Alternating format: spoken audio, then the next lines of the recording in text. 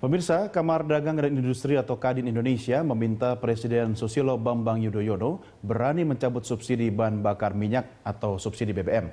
Langkah ini penting agar pemerintah saat ini tidak meninggalkan warisan beban subsidi yang berat bagi pemerintahan yang akan datang.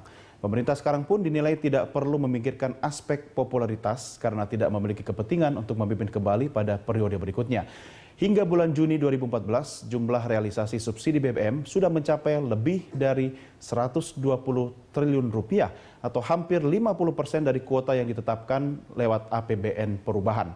Apa dampaknya bagi pemerintah baru jika subsidi tidak dicabut saat ini? Dan beranikah pemerintahan SBY untuk mencabut subsidi BBM di akhir masa jabatannya?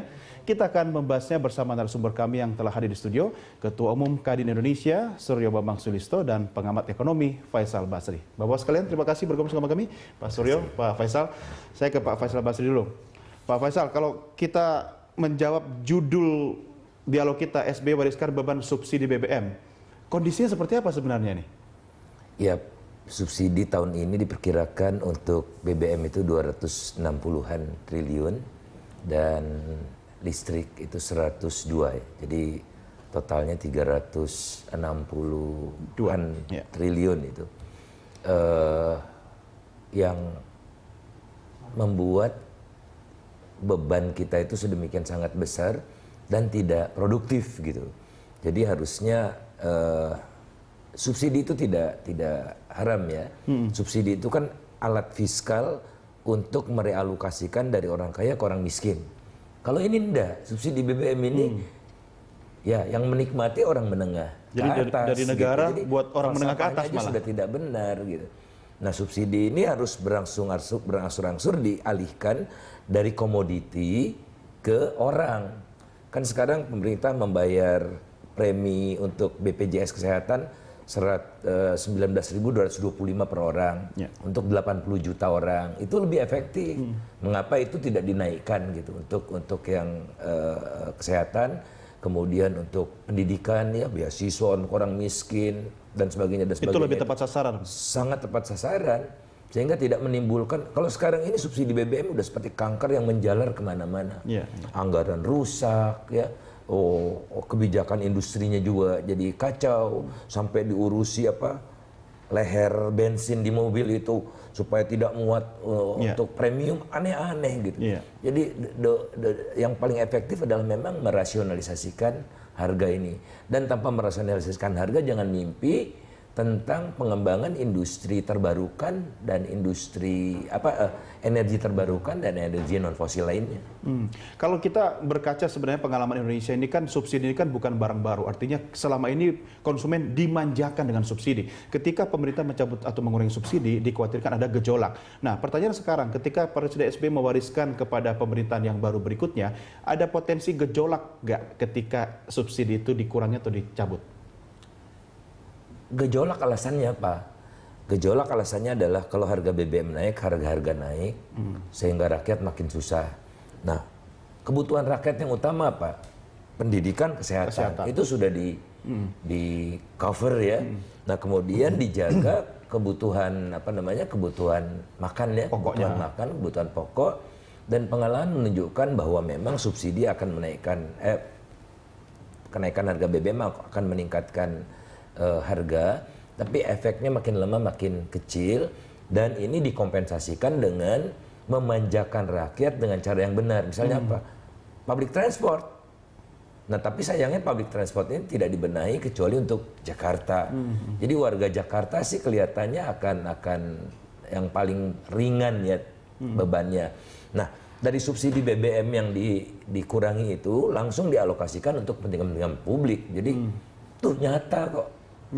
Justru menaikkan harga BBM ini untuk menegakkan keadilan. Nah, tapi saya kalau boleh, ini kan jangan ini saya setuju sama Pak Suryo Sulisto dengan sikap Kadin bahwa janganlah dibebankan kepada pemerintahan mendatang semua. Jadi ingat, Pak SBY pernah melakukan dalam tanda petik kejahatan ekonomi dengan 3 kali menurunkan harga BBM. Jadi dia harus bayar itu. Kesalahan fatal dia. Membayarnya dengan mencabut subsidi sekarang ini? Ya, nanti kita tanya Pak Suryo, tapi subsidi itu nggak bisa dicabut seketika. Iya, bertahap. Jadi bertahap, tapi ada roadmap yang jelas. Jadi misalnya Pak SBY menaikkan 1.500. Iya. Setidaknya kalau naikkan 1.000 aja enggak. Jadi 6.500 jadi berapa? 8.000 gitu. Nah, kemudian dalam 2 tahun terakhir, 2 tahun kemudian di cap subsidinya berapa? Secara politik subsidi itu oke, tapi maksimum 100 triliun misalnya.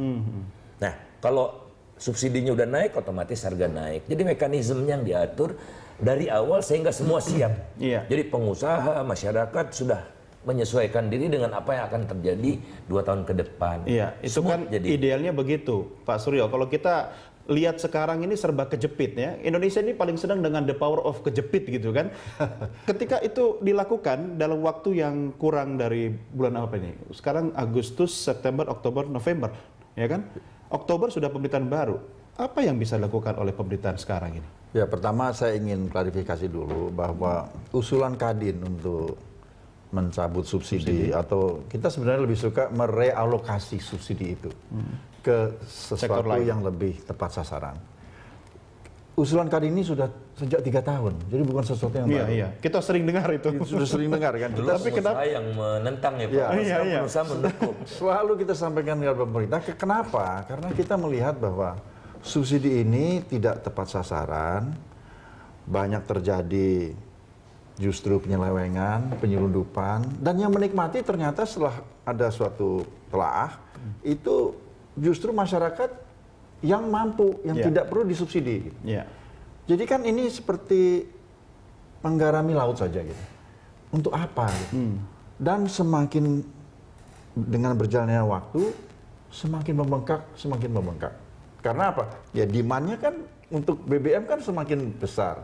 Nah kalau ini dipenuhi dengan BBM yang disubsidi, tentu subsidinya juga semakin membesar kan. Ini harus segera dilakukan sesuatu. Ini saya setuju dengan istilahnya Pak, dari kanker itu. Seperti kanker, ini nggak bisa kalau kita anggap kanker ini seperti hanya penyakit flu saja gitu.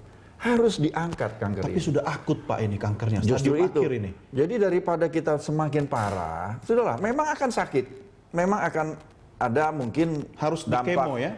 inflatuar ya. Dampak itu akan terjadi barangkali. Tapi kita tidak punya pilihan lain. Kalau bangsa ini ingin mencapai suatu posisi yang lebih kuat secara ekonomi, ini harus dibenahi permasalahan yang struktural ini. Pak Suryo, artinya logika kita tidak punya pilihan lain ini kan harusnya memang sudah dipahami oleh pemerintah kita sekarang ini. Tapi kenapa tidak dilakukan menurut Anda? Padahal tadi Pak Faisal sudah mengamini bahwa pengusaha malah yang mengusulkan nih sejak 3 Pak tahun lalu. SBY itu, beliau itu kalau ada usulan yang membebani rakyat banyak, beliau tuh sangat sensitif terhadap itu.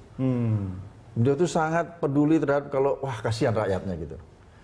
Tapi mungkin beliau kurang mendapatkan informasi bahwa subsidi ini banyak dinikmati justru bukan oleh rakyat. Banyak.